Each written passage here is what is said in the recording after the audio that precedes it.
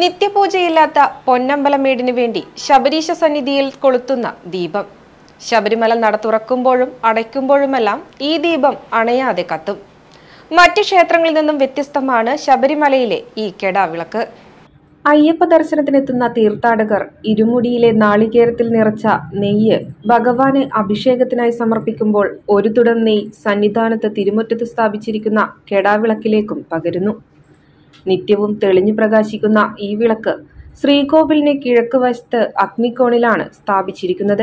പ്രധാന വാതിലിന് അഭിമുഖമായല്ല ഇവിടുത്തെ കെടാവിളക്ക്. പൊന്നമ്പലമേട് ദർശനമാക്കിയാണ് ഉള്ളത്.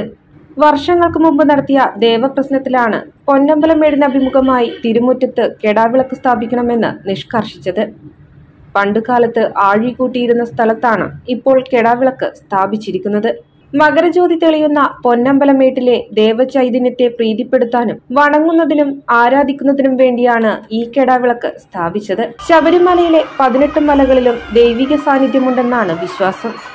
ശബരിമലയിൽ നട തുറന്നിരിക്കുന്നതിന്റെ സൂചന വിളക്ക് തെളിയിക്കുന്നതിലൂടെ മലദൈവങ്ങൾക്ക് നൽകുന്നുവെന്നും സങ്കല്പമുണ്ട്.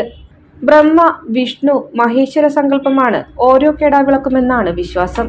അടിഭാഗം സൃഷ്ടിയുടെ പ്രതീകമായ ബ്രഹ്മാവായും, നടുഭാഗം സ്ഥിതിയുടെ പ്രതീകമായ വിഷ്ണുവായും, മുകൾ ഭാഗം പരമശിവനുമാണെന്നാണ് സങ്കല്പം. ഒപ്പം വിളക്കിലെ നാളം ഐശ്വര്യത്തിന്റെ ദേവതയായ ലക്ഷ്മി ദേവിയെയും വിളക്കിൽ നിന്നുണ്ടാകുന്ന പ്രകാശം അറിവിന്റെ ദേവതയായ സരസ്വതിയാണെന്നും കരുതുന്നു.